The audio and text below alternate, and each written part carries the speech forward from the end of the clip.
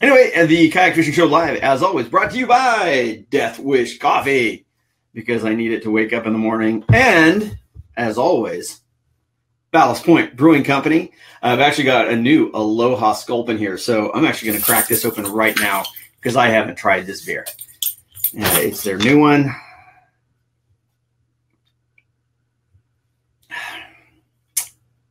That's really good. Really good, just like all Ballast Point's beers. So for those of you who don't know Jameson, you may have seen him on my show. He's been on a few times. I'm going to hide him right now so we don't have to see the side of his head. Jameson has been on our show a few times. He's actually the one, as you can tell by that long-ass beard, who beat me in the hair challenge, my hair versus his beard. He kept his beard. I had to shave my head. But we had a great time. We fished together many times. Jameson works with Jackson Kayak, does a lot of their video stuff. He's been with them a long time. He's also did a lot of the prototyping and video work on the new Blue Sky project. So he's going to have a lot of insight on that new boat. So I want to talk to him about that. I think one of the coolest things that you've been able to work on lately is the Blue Sky project. I know you've dealt with probably from the very first prototypes to it's getting close to a finished product, right? Yeah, it's getting very close. I can actually see one of the pre-production units from where I'm sitting right now. It's getting very close. The molds are being built, I believe, if they haven't already been built. So there you go. It's almost a different category, man. It's like it really is bridging the gap between like a bass boat or a skiff and a kayak, because it has the maneuverability. It floats shallow. I'm not worried about beating and banging on it like I would a kayak, same kind of thing. But I can walk around on it and completely move around on it to fight fish and to cast. And what I was doing in Louisiana actually was I had set a cooler on the bow, one of those Orions like you got in the video there, and was standing on it to sight fish reds. And so just adding that little bit of height really made a difference. And I was just pulling it or using a paddle to push it around, and it was easy. I've also does it stand up paddle pretty good? It does, actually. It moves pretty well. It's not as cumbersome as you think it would be, as big as it is, because you really don't have that much in the water with the two holes versus like if it was a 48-inch wide mono hole. That's a lot of boat to move around. But thinking about it like it's two small holes that you're moving, not really one big one, it moves pretty good. Yeah. It's pretty easy to move around. Being able to have two power poles on the back was phenomenal because you can pin it and you're not going to turn or move at all. And you just, whatever direction you lock it down in, that's the direction that you'll be facing. The other thing I did that we came up with is a little prototype, and we're testing it. Of course, not really.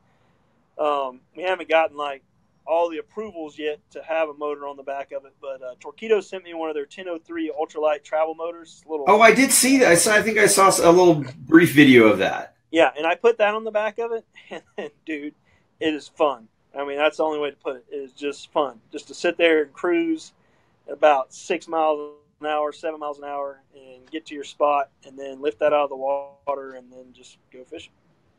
Yeah, I mean, you don't often, everybody likes to use the term game changer, and it's probably the most overused phrase ever, but this is really different. I mean, it's almost a new game, really. I mean, because there's not anything out there like it. It doesn't fit into the boat category or the kayak category. It's kind of creating its own category, and that's what's really cool about it. Yeah, and I know there's some discussion. I know all the tournament stuff, and I don't do much in the way of tournaments on whether it would be allowed in some of the kayaking tournaments, and I don't see why it wouldn't be. It's still, as long as you're doing it human propelled, I don't see what the difference is between some of these giant, natives and Hobies that are, may as well be little skiffs anyway. Yeah. The only thing I know on the, like say the KBF, which we were just at, the rule in there that keeps it from being able to compete with is that it says mono hull, and it's not a mono hull. It's two separate hulls connected together with a frame.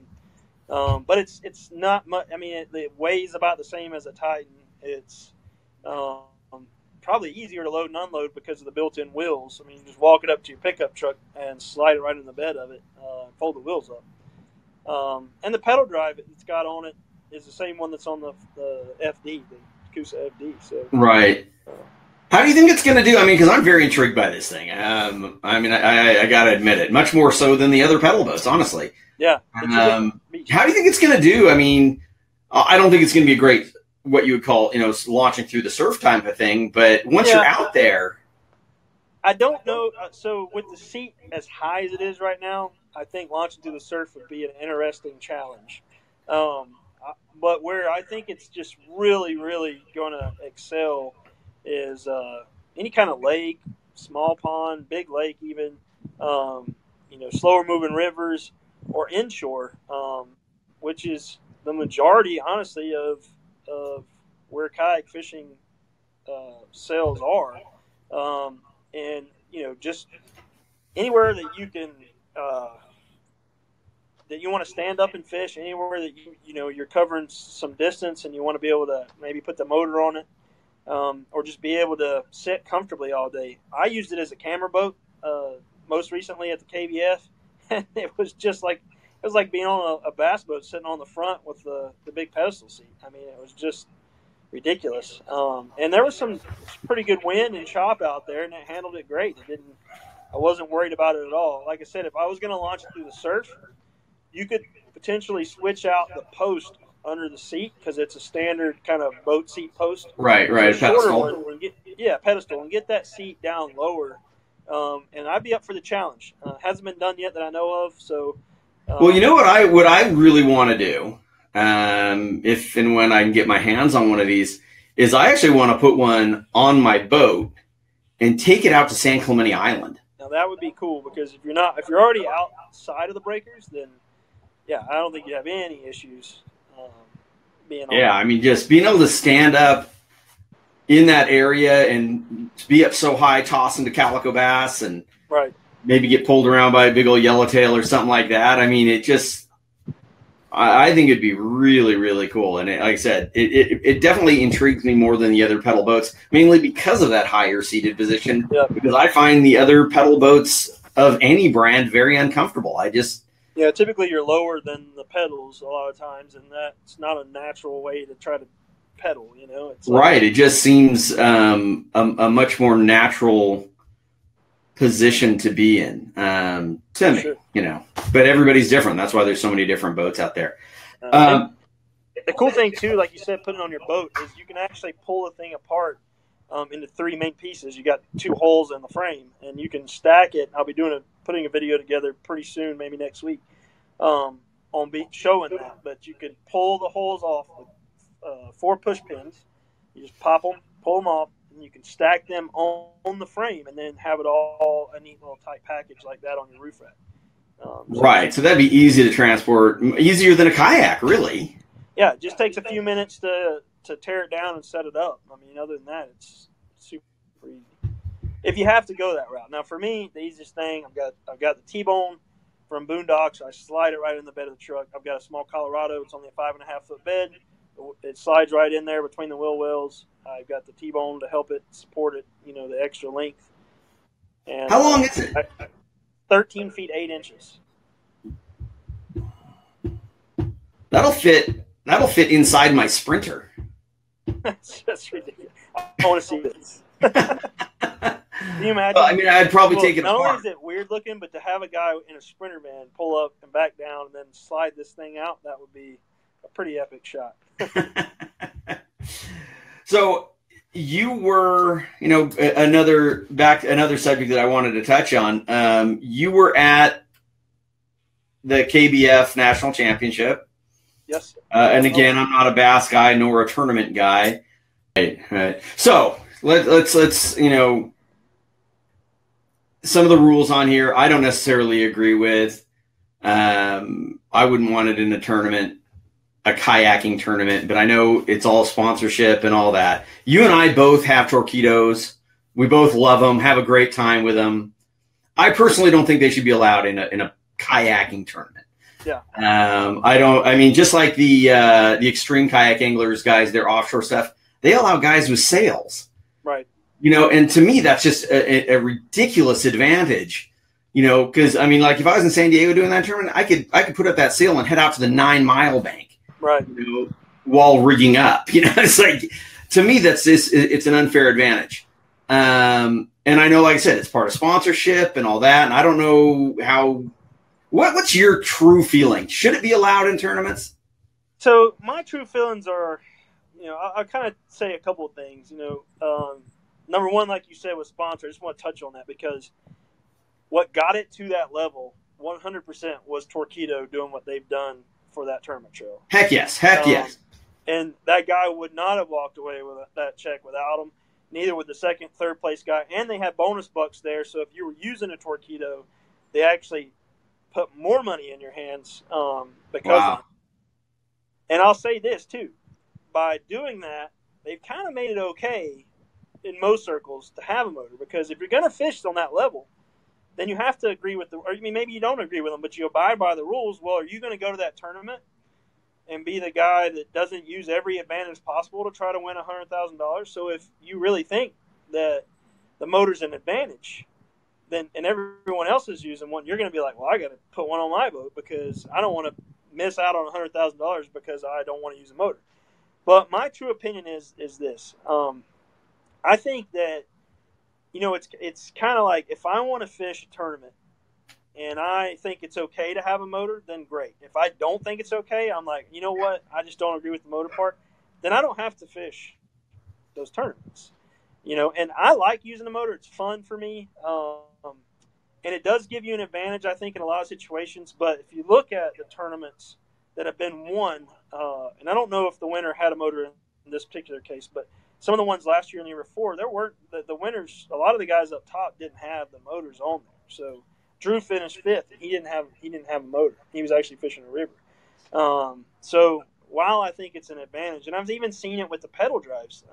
You know, I used to fish the IFA Redfish Tour, and having a pedal drive, I felt like was an advantage because you can just make more cast when your hands are free in certain situations. So while I still love the simplicity of grabbing a paddle and hitting the water, it's also fun for me to play with the motor and to play with the pedal drive. And so I don't know that I really swing one way or the other. Like, I don't think it should be allowed or I think it should be allowed. I just think that if you personally don't want it, then don't fish it. And if you do want it, then, you know, fish it, you know.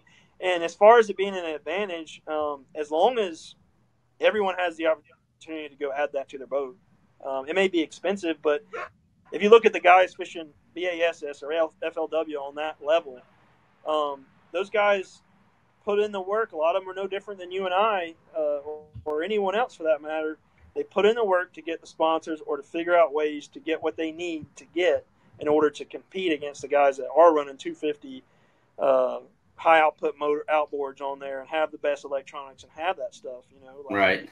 They got to that level because they dedicated and did what it took to get those sponsors or to get those items they needed to be competitive with everyone else there. So while I think it, you know, I do enjoy fishing the ones that don't have or don't allow motors, you know, I think that if they do allow motors, I'm going to figure out a way to have one on my kayak if I'm going to fish that tournament. So it's like, right. Yeah. There's so many different ways of looking at it. If you want to be part of that tournament, then that allows motors, then have a motor. If you don't believe in it, don't fish in those tournaments. Yeah. And, you know, my thing is like, if you're calling it a kayak fishing tournament, I don't know. I like to at least keep it human powered, and you know, again, and that's in my opinion. Right. And again, you know, like I said, with the extreme kayak angler thing, that even takes it to another. I mean, these guys are in that Hobie Adventure Island. It's basically a trimaran sailboat. Yeah, it's a sailboat. You know, that's completely different levels. Being able to troll from the sail rather than, you know, paddling or pedaling or whatever. You know, yeah. It's very different. So no, it is, and it's you know, the sport has changed.